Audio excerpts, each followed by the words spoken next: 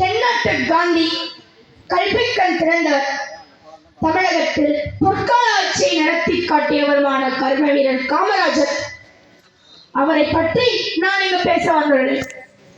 திருக்குறள். அஞ்சாமை ஈகை அறிவூக்கம் இந்நான்கும் எஞ்சாமை வேந்தர் கேள்வி தெளிவுரை. அநீதிக்கும் பகைவருக்கும் பயப்படாமல் இருப்பது, வேண்டுவோருக்கு வேண்டிய கொடுப்பது, வருமுன் காக்கும் அறிவு, ஆபத்து வந்த பின் தளராத ஊக்கம், இந்நான்கிலும் குறையாமல் இருப்பது ஆளுவோரின் நிலைப்பாக இருக்க வேண்டும். Courage, liberal and wisdom and energy. These are the four qualities of a kingly character. நான் முதலில் குறிப்பிட்ட திருக்குறளில் இறைமாட்சி என்ற அதிகாரத்தில் தலைவர் குறித்தான குணங்களை பற்றி குறளை கூறினேன். குமாரசுவாமி காமராஜர் விருதுநகர் மாவட்டத்தில் 1903ஆம் ஆண்டு ஜூலை திங்கள் 15ஆம் நாள் குமாரசுவாமிக்கும் சிவகாமி அம்மையாருக்கும் மகனாக பிறந்தார். இவருக்கு இந்திய விடுதலை போராட்டத்தை பற்றின சிந்தனை இருந்தது. அரசியலில் ஈடுபட்டு இந்திய விடுதலைக்காக பாடுபட வேண்டும் என்று முடிவெடுத்தார். விருதுநகர் மாவட்டத்தில் காங்கிரஸ் கட்சி கூட்டத்தை நடத்தினார். பெருந்தலைவர் காமராஜர் அவர்கள் தனது 16வது வயதில் காங்கிரஸ் கட்சி முழு நேர தொண்டரானார். காமராஜர் நடத்திய போராட்டங்கள்: ஒத்துழைமை இயக்கம் போராட்டம், கொடி போராட்டம், 1923ஆம் வருடம் வைக்கம் போராட்டம், 1942ஆம் வருடம் கள்ளுக்கடை மறியல் போராட்டம், அதே வருடம் 1942 வெள்ளை எண்ணெய் வெளியேறு போராட்டம் ஆகிய போராட்டங்களில் ஈடுபட்டார். 1955 1952 ஸ்ரீவில்லிபுத்தூர் நாடாளுமன்ற தொகுதியில் வெற்றி பெற்றார். 1956 மதிய உணவு திட்டத்தை கொண்டு வந்தார். 1957 மீண்டும் தமிழ்நாட்டில் முதலமைச்சரானார்.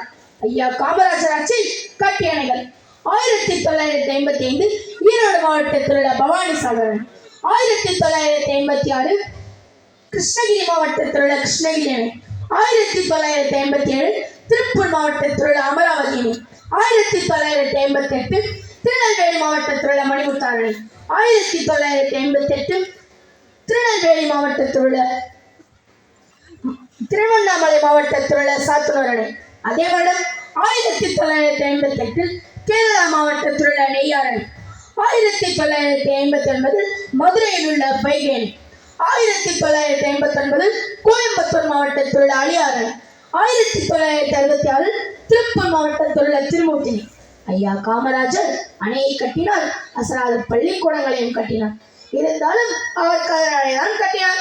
சொந்த வீட்டிலேயே குடிநீர் குழாய் இணைப்பை துண்டித்த முதல்வர். ஒரு சமயம் காமராஜர் சுற்றுப்பயணம் முடித்து தன் வீட்டிற்கு வந்தார். வீட்டிற்கு சென்றார். தன் தாயரிடம் பேசிக் கொண்டிருந்த போது வீட்டுக்குள் இருந்த குடிநீர் குழாய் நீர் குடத்திற்குள் விழும் சத்தம் கேட்டது. உடனே தன் தாயிடம் அது என்ன தண்ணீர் சத்தம் என்று கேட்டார். தாயோ, புது குழாய்க்கு சென்று நான் தண்ணீர் எடுக்க சிரமப்பட்டதை கண்ட முனிசிபாலிட்டி குழாய் இணைப்பு கொடுத்தார்கள் என்றார். உடனே குடிநீர் குழாய் இணைப்பு வேண்டுமானால் நான் மனு கொடுக்க வேண்டும், நான் விண்ணப்பிக்கவே இல்லையே. ஊரில் உள்ள தாய்கள் எல்லாம் பொது குழாய்க்கு சென்று தண்ணீர் எடுக்கும்போது நீ மட்டும் என்ன உசத்தியா என்று கூறியதோடு இல்லாமல் முனிசிபாலிட்டி அலுவலரை அழைத்து குழாய் இணைப்பை துண்டித்து விட்டாராம் கர்ம வீரர் காமராஜர். 2 முறை பிரதம மந்திரி பதவி அவரை தேடி வந்தது. 2 முறை மதனை தவிர்த்து விட்டார். இறுதி வரை மக்களுக்காகவே வாழ்ந்தார். தானும் எளிமையாக வாழ்ந்து தனது குடும்பத்தாரை எளிமையாக வாழ வைத்தார். தனது ஆட்சி காலத்தில் தனது சொந்த பந்தங்களுக்கு சிறு உதவி கூட செய்யாதவர். தனது தங்கை நாகம்மாள் உடல்நலம் குறைவாக இருக்கும்படியாகவும் மருத்துவம் பார்க்க பெரிய மருத்துவரை பார்க்கும்படிக்கும் அதற்கு பணம் அனுப்பும்படியாகவும் அவர் மரணமடைவதற்கு 10 நாட்கள் முன்பதாக கடிதம் எழுப்பியிருந்தார் காமராஜரிடம்.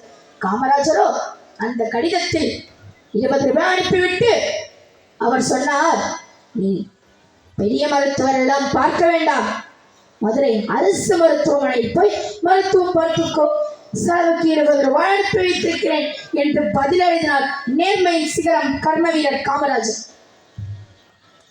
ஒரு நாள் காமராஜரை பார்க்க பரமக்குடியில் இருந்து அவர் நண்பர்களுடன் வந்திருந்தார்.